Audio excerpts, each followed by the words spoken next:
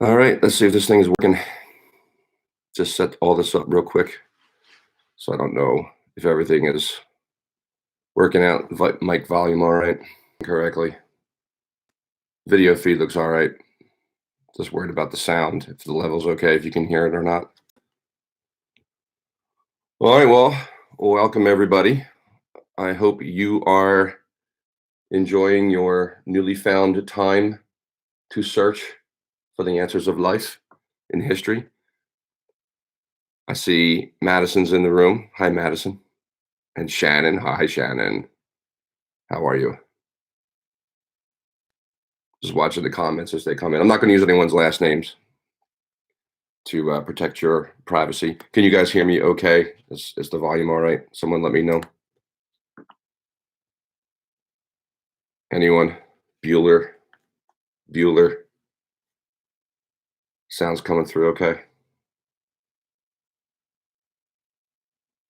Maggie's there. Hey, Maggie, I almost said your last name.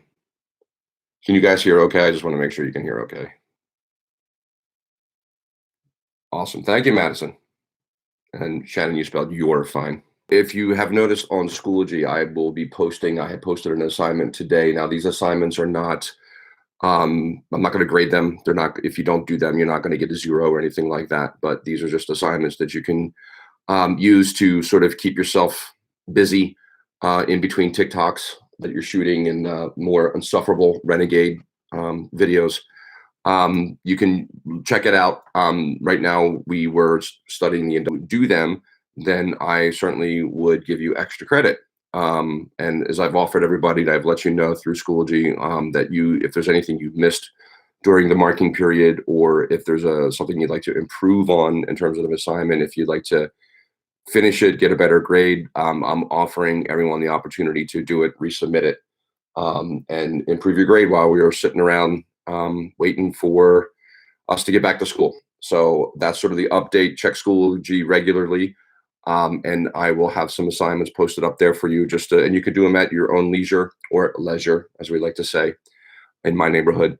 And that would be fine. I would love to hear from you guys. I'm planning on doing these here and there, see how, if you guys are bored and you get any value out of this, I'm more than happy to do it. But first, I need a sip of espresso.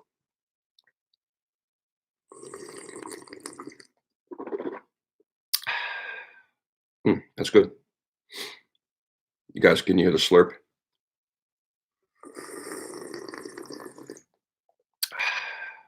Kind of smoky.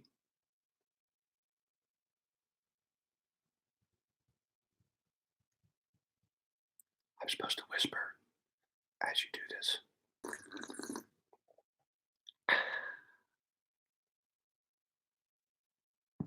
I just started my own ASMR history channel. I put you to sleep in class, and now I can put you to sleep here at home. That was a little shot at myself. I never put you to sleep in class, as my class is very, very interesting. Speaking of history, I would be remiss if I didn't mention today is St. Patrick's Day. And boys and girls, for you, I have a little history lesson. So listen up. Today is St. Patrick's Day. So here's a little bit of history. Tune in. Don't log off.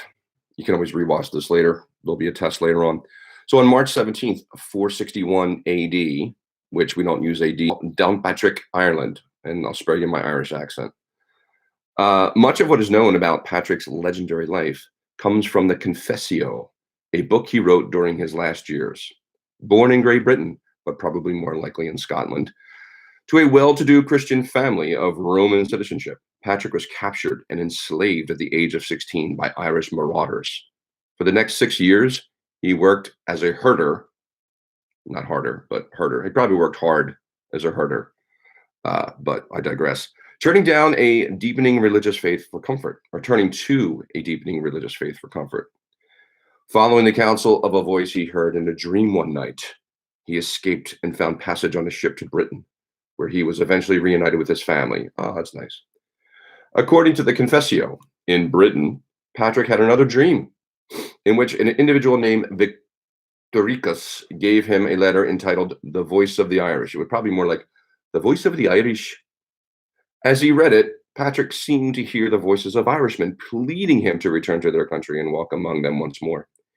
After studying for the priesthood, Patrick was ordained a bishop. He died on March 17th, 461, in Saul, where he had built his first church.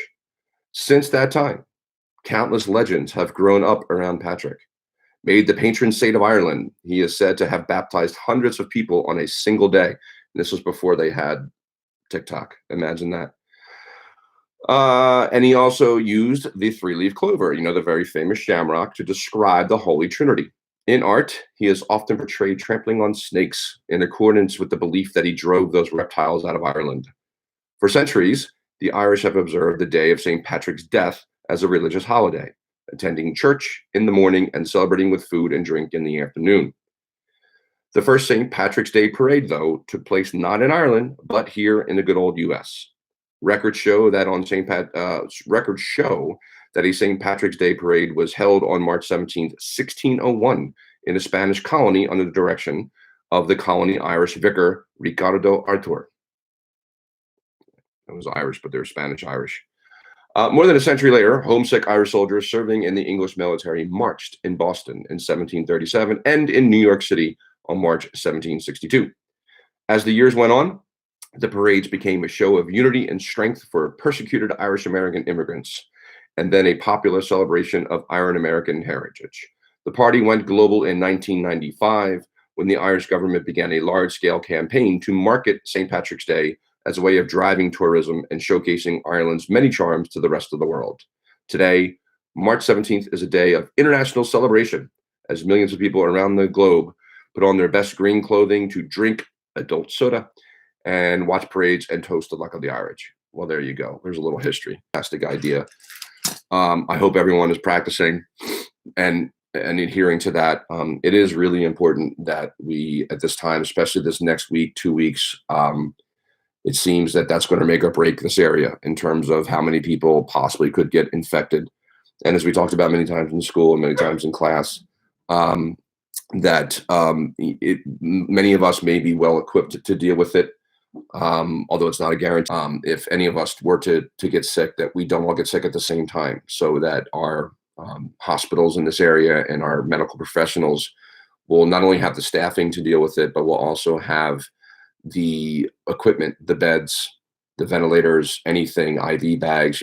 This really can get out of control quickly. So it does seem, I know it seems like we're doing this. It's an overabundance of caution. But if what we're supposed to learn in history, right? I teach history, are the lessons from the past, and not that we're going to repeat the past exactly, because that's not going to happen. But the idea is that we study history so that we learn the various social behaviors and structures and decision making that people put forth that put them in those situations. So if we can possibly learn from the mistakes possibly in China and in Italy, that we don't follow that same route. We have enough time. A couple of weeks from now, we all kind of sit around and go, gee, that seemed like that was for nothing. Then this worked. And this is really our chance of this. So anyway, not to bring it down as a downer, but I just want to keep getting that message, because I know a lot of people are treating this sort of like a vacation, extended holiday, a snow day. And you really should try to stay home and not get together with big, large groups of friends and hang out places at the mall. Take this time, learn something, read a book that you haven't read, take a Khan Academy course. That's what I'm doing. I'm finally catching up on some reading that I've been wanting to do. I've started a Khan Academy course to brush up on calculus. It's been a long time since I've even thought about calculus. So I figured it would be a good time to get into that and review it. And I'm also working on some computer programming, some coding and things like that. So I'm not just sitting around watching Netflix and TikTok. I'm busy trying to learn and get better. As you guys know, I have 2 kids and I'm helping them. They have a lot of work to do from their school. So we've been kind of doing that all day. So anyway, what else is going on out there? Do I have a dog? Yes, I do have a dog. Her name is Bella. And she's walking around. Now she's looking at me. Hi, Bella. Come here. Come here. Come over here. Come here. Here. Look. There we go. Here, say hi to the people. Look, Say hi. This is Bella. She's cute, aren't you?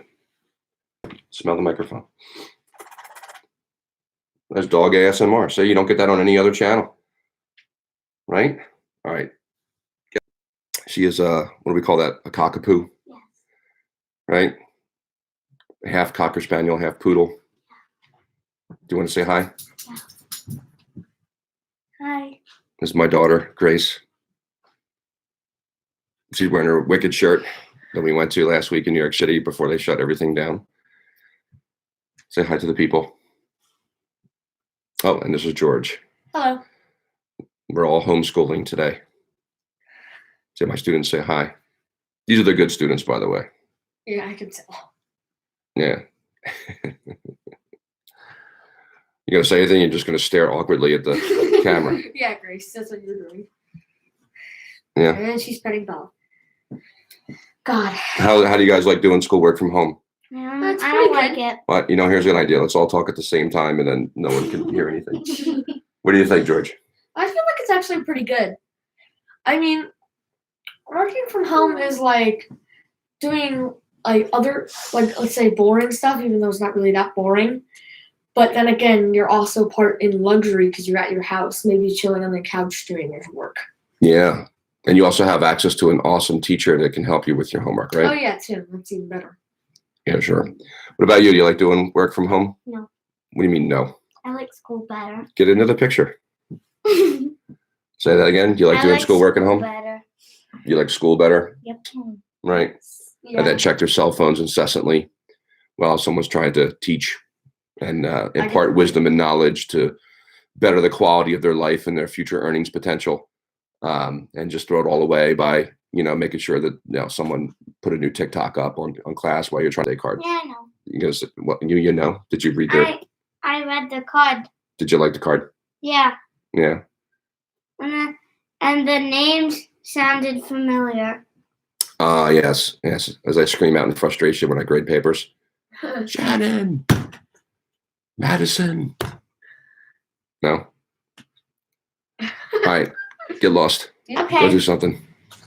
Can I go Finish. outside? You gotta go finish your writing. Get on it. I'll read it later. So anyway, what else is going on with you guys? Are you bored yet? It's only the second day, technically. More espresso.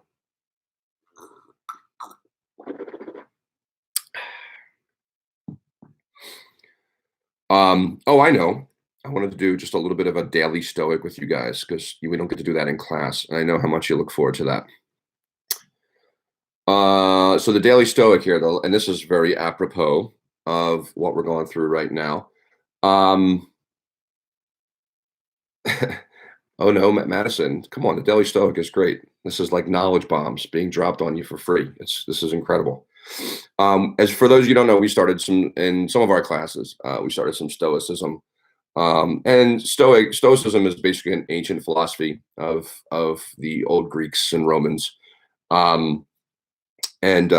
Stoic comes from the word stoa, which means porch. And basically, stoicism is about not overreacting to anything. It's about not worrying about things in life that you have no control over, but more that it's how you respond to these things is really the sort of the foundation of stoicism. So let me read this. You can always go over it again later on when this is posted up on the channel here. But one way to go through life is to turn away from things that are hard. You can close your eyes and ears to what is unpleasant. You can take the easy way, forgoing difficulty whenever possible. The other way is the stoic way. It entails not only not avoiding hardship, but actively seeking it out. Now, think about that for a second, like actively seeking out hardship. Now, why would you ever want to do that? In the novel Memoirs of Hadrian, Marguerite Yourcenar, well, I probably just butchered that pronunciation, has Hadrian to write to the young Marcus Aurelius about his philosophy for learning and benefiting from all of life's adversity and unpleasantness. Whenever an object repelled me, he says, I made it a subject of study, ingeniously compelling myself to extract from it a motive for enjoyment.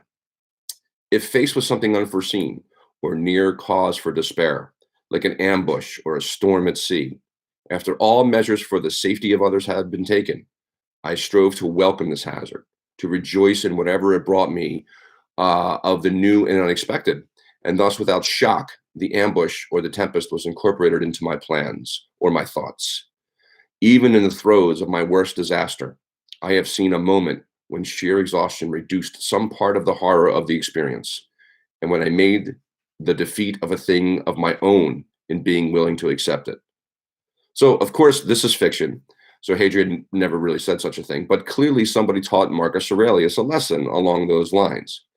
Marcus writes about how a fire turns everything that is thrown into it into a flame. He says that obstacles are actually fuel.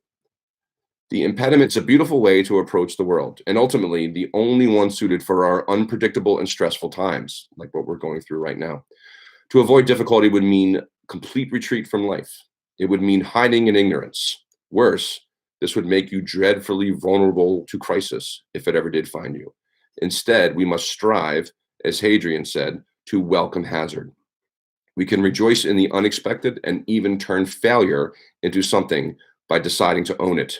We can learn from unpleasantness and even soften our aversions. This will not be easy, but that's fitting, isn't it? We are not naturally attracted to obstacles, which is precisely why we must work on finding out how to like them. This is the way. I love that passage.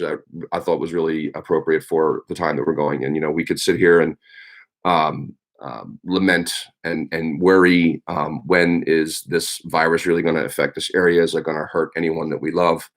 And I think that's something that's on all of our minds. But we can either cower and sit in our house and be afraid, or we can take this as an opportunity of found time that we all would not have gotten. And they are not, making money. These things can certainly be scary. So it will be hard, and there will be adversity. But what can you take from this? Are you going to let it beat you down, or are you going to try to become awesome in this, however long we're going to be off of school? Hopefully it's only 2 weeks, but who knows? It could very well go longer than this. So rather than just sit and texting each other and making TikToks, although very fun to do, better yourself. Don't wait for someone to tell you what to do. Don't wait for just teachers to give you assignments. You live in 2020. The good news is us being sort of in this, sort of quarantine, the social distancing, is it's not 1918. This isn't the Spanish flu. We have so many tools available to us in our houses. We live in a time of abundance. We have if you look around your house, your room, you probably have so many things available to you to do. So take advantage of it. Read. Reading is the answer. It really is. Reading is the best teacher. Take a course on something. There's so many free. From this time to this time, I'm gonna write. Just write. It doesn't even have to be anything good, and it probably won't be good. That's fine. It's just practicing writing or journaling, whatever you want to call it. And from there, you might get a little nugget that you want to develop, and before you know it, you're writing a story. Practice drawing. There, like I said, there are so many free courses online, and a lot of places are starting with the coronavirus epidemic hitting all of us. There's lots of educational resources that are opening up their sites for free, that are allowing you to view master classes and workshops. And again, as I come across them, I will put them up on Schoology so you can link to them. But come back to school whenever it is that we do come back better. Come back not only just a better person, but have some more skills. There's plenty of time to goof around. There's plenty of time to text. There's plenty of time to do TikToks. There's plenty of time to stream and watch shows. There really is. But make sure you do something. Start learning a language. Do your own streams if you have the ability, like I'm doing right now. I think all these things will come out of this better. It's going to get tougher. It's going to get harder, I think. And hopefully it doesn't. Listen, I'll be really happy that this was all for nothing, because that means what we're doing right now has worked, and that's what we want. But I think I think we're going to be in for a little bit of a long haul here. Seek out sources that are reliable on this. By the way, I have immersed myself in podcasts, not from news organizations and not from government officials, but in people who really understand this stuff, scientists, medical professionals, who study viruses in particular and vaccines and all that. So I've taken a lot of comfort out of listening to them speak. And again, I will post some of those links up on Schoology in the next day or two. So if you want to listen to something, and you're gonna be concerned when you hear it, but at the same time, you're gonna get comforted in a way, because you'll realize that we have really good, smart people working on this, and at some point, we'll get through it, as we have throughout all of human history. And those are in my world history class. We've studied numerous diseases that have wiped out big chunks of civilizations, and here we are. We're still here. So we're lucky. We're very fortunate. We live in the time that we live in. Medical care has never been better on the planet, but they're there. I was just listening. There was one antiviral, not a vaccine, but an antiviral that's being used right now, that they're in sort of stage 1 of testing. So I think you're going to see some procedures that are going to get out there pretty quickly. Vaccines won't happen. They're saying at best guess 18 months from now. So like how people get a flu shot, eventually you can get your annual coronavirus shot. That's going to happen in the future. But for now, the best thing you can do is stay away from each other, and also think of the elderly. Can you do something for them? Can you go shopping for them? Can you run something over to their house? You don't even have to talk to them. You can leave it on their doorstep. You're less likely to suffer from this in your age group. Doesn't mean you can't get it, by the way. You certainly can. But you're more likely to be a carrier, according to, again, the best of medical professionals. Maybe you can be the one that runs an errand for them and gets them what they need. And again, you don't have to go and talk to them and give them a hug, and you don't want to do that, but you could leave it on their doorstep and they could come out and pick it up. Just little things like that. What are your neighbors like where you live right now? Do you have any older folks that can't get out? Is there something you can do for them? This is the kind of time that we need to all get together and not just take care of ourselves, which certainly is important, but we can look out for everybody else. So I haven't been looking at the comments. Hold on, I'm sorry. It says, please answer the question. Can we do a virtual class? Oh, I suppose we could. I don't see why not. What would you like to learn? Give me some ideas. A virtual class. Gotta figure that out.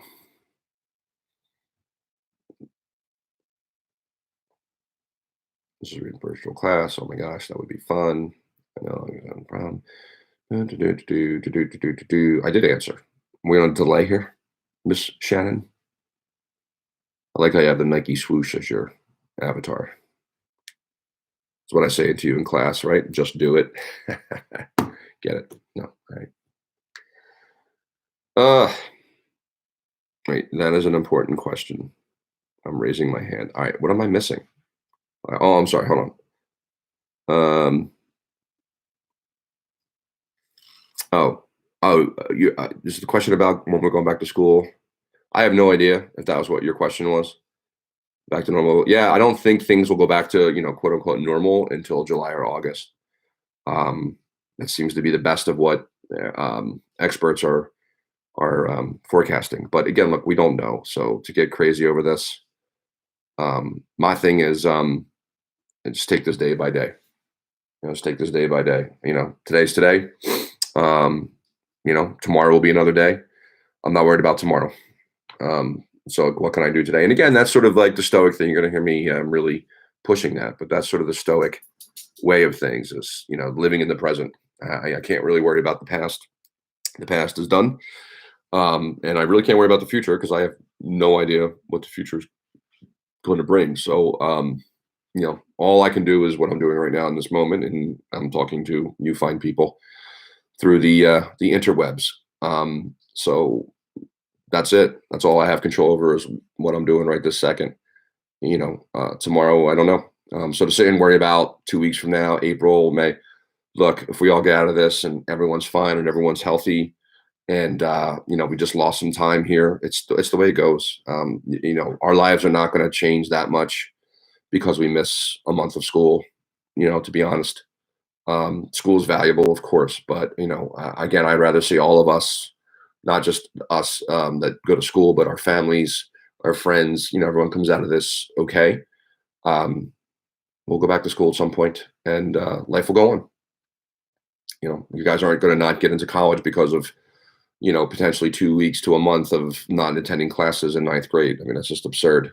That's not even going to matter. What is going to matter is, us being able to get back to class at some point, healthy, and that's all that's really going to matter. So I wouldn't get all caught up in that. Something medieval times. So you're a fan of the Dark Ages, are you? Because I'm going. Oh, you're going to Ireland. Something about Ireland. Well, we just did a whole St. Patrick's Day thing. But yeah, we could certainly do something about Ireland. Maybe you could just listen to me do my Irish accent for a period of time. It's always a treat. Something about Ireland because I'm going. Oh, you're going next year. Well, that'd be cool. That should be a fun trip. I was supposed to go. Thinking about things that got canceled. I was supposed to have a major wedding next weekend, and that's been postponed to next year. And my whole family was going to Disney World, April 18th. But of course, that is also going to be canceled until next year. So slightly disappointed, but at the same time, it is what it is. I'd rather go next year when we're not worried about getting lathered up in hand sanitizer and people being around us. Next year is fine. I'm not really worried about that. Yeah, I have all kinds of stuff. By the way, this book is fantastic. It's probably backwards on here. It's the endlessly engrossing bathroom reader. I don't read this in the bathroom, by the way.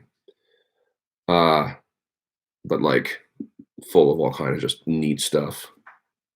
Like for instance, if you really wanted to, I could give you like a quick history on Monterey Jack cheese.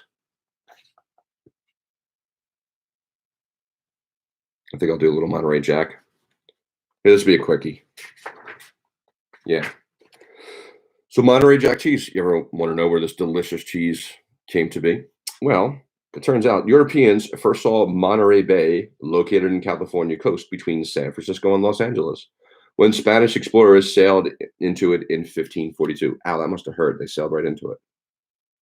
Sorry, bad joke. In 1770, Father Junipero Sierra built California's first cathedral, San Carlos Borromeo in Monterey. The city was Spanish and then Mexican, capital of Alta California. Sometime in the 1700s, Franciscan monks started making a mild cow's milk cheese that was called queso de pay, which means country cheese. Local farmers continued to make it after the missionaries were gone, but it wasn't until a sharp-eyed Scottish immigrant named David Jock recognized its commercial potential that the cheese's popularity spread farther. In 1882, he began shipping his version of queso de pay to other parts of California. This cheese was labeled Jack's Monterey, which evolved into Jack Monterey, and in a final, unaccountable twist, people began to call it Monterey Jack. The FDA made the name official in 1955, and today you'll find it in every supermarket in the country.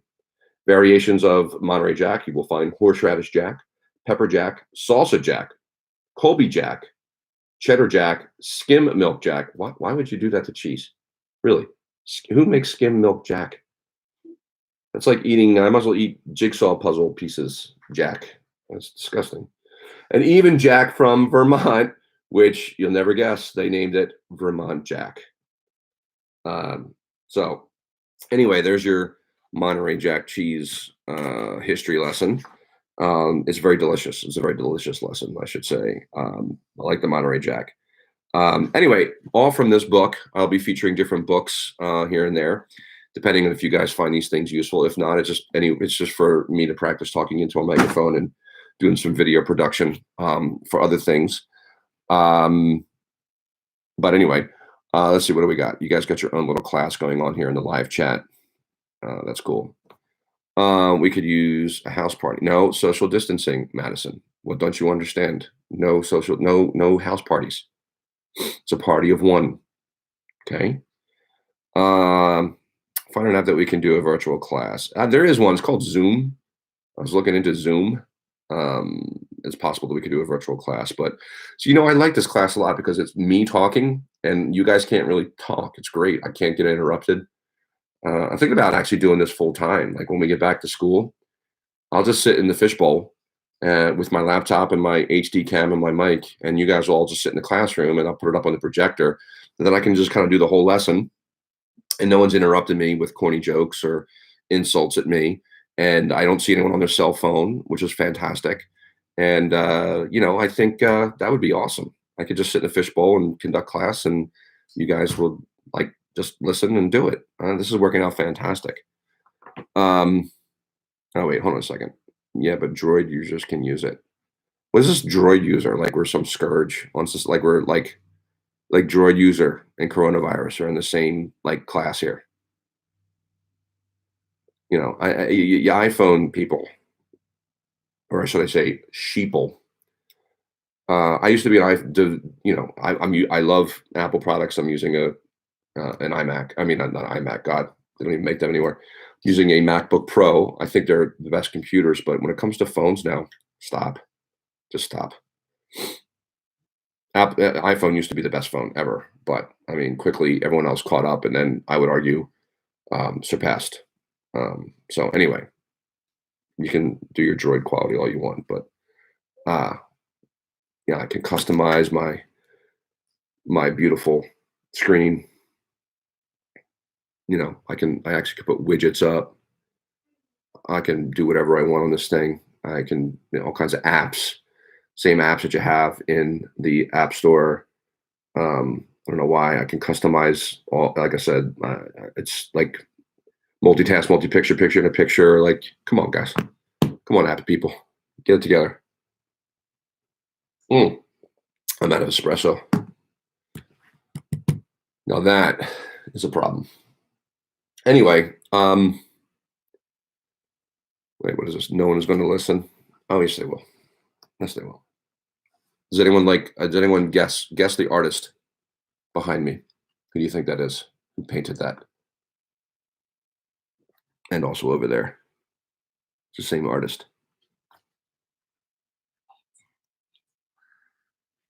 Who do you think it is? I'll give you guys a minute. No, looking it up. I already know who it is. Huh? I know who it is. No, you don't. You know who painted those paintings? No. They're prints, by the way. They're not the actual paintings. Are you guys even trying to guess the artist? Come on, you got to at least try. Can you even guess what style of painting that is?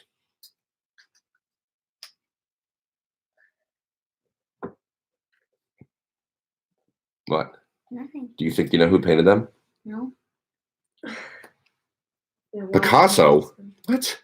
How does that look like Pablo? That's not Cubist. It's definitely not Pablo Picasso. Did you just type in, Shannon, the first artist that came to your mind? Is that what happened there? It's not Pablo. Let's see. First artist that comes to my mind. It's definitely not Vincent van Gogh. That's an interesting spelling of his name. But at least you're trying. You get an E for effort. It's definitely not Vincent van Gogh. It's not Starry Night. It's the one without the ear. That's Vincent van Gogh. He cut off his own ear, yes. But it's not him, no. What? What? Are you done your work? Why would he cut Are you off done your the work? ear? Are you done your work? I don't know what to do for writing. Well, you don't know what to do for writing. It involves picking up a pen and pencil and scratching across paper, forming words that form thoughts, that form ideas, that form coherent sentences. Bye. It's not classical. It's not classical. Andy Warhol. Okay. All right. You know what? I know where our history lessons are going to be going when we get back to school. Andy Warhol.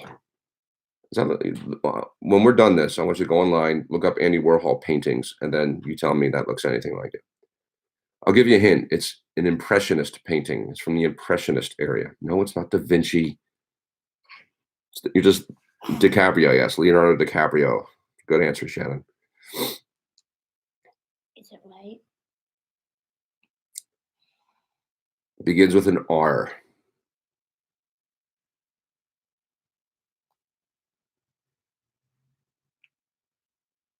And now it's silent. It's French sounding. Peaches. That's it. Peaches. You got it. No, it's Renoir. Renoir. Very big into the Impressionist painting, right up there with Monet and Monet. Renoir, look it up. Beautiful. They're down at the, actually got these down at the Philadelphia Art Museum. If you ever get a chance to check it out, this actually hanging in the Art Museum here in Philadelphia, one of the original Renoir, which is pretty cool. Dad, I was wondering, should I bring up the painting that you know who made that's downstairs? I think not. Okay. All right. Anyway, this has gone on long enough. I think I've rambled along long enough for today. Let's do it again. If you guys want to, we can do this. I'll just post it on the when it's going to be, and you can choose to log on or not and watch it. This may turn into a daily thing on the weekdays, or maybe an every other day thing. Something comes along that's interesting, and we can plan some things ahead just to kind of hang out for a little bit. But anyway, I hope everyone is safe, and again, please take the social distancing to heart. All right, don't getting together in large groups is really defeating the purpose of this whole thing. And it's our responsibility not only to stay healthy for ourselves, but those around us, and those who are more susceptible to getting the more severe side of this. So this is why we got to do this. It's hard. I know it's weird. It seems like it's over the top, but I'm going to go with the experts on this one, and I'm going to listen and do my part. In the meantime, take advantage of this. Go better yourself. But until then, we'll do this again, maybe tomorrow or Thursday, and see how you all are doing. Spread the word. Get more people in here and more questions. That would be cool. Tell us the painter before you go. It's Renoir. Renoir is the last name. Renoir. But that's the painter. We're very big with the Impressionists. But anyway, I'm still here. So hit me up on Schoology, or like I said, we'll do this on YouTube. Why not? It's fun. I got time to kill, and we can have some conversation. You guys can think of some things you want to talk about, and I'll be happy to talk about it. But until then, stay safe, and we'll see you guys in the near future. Bye. Say bye. Bye.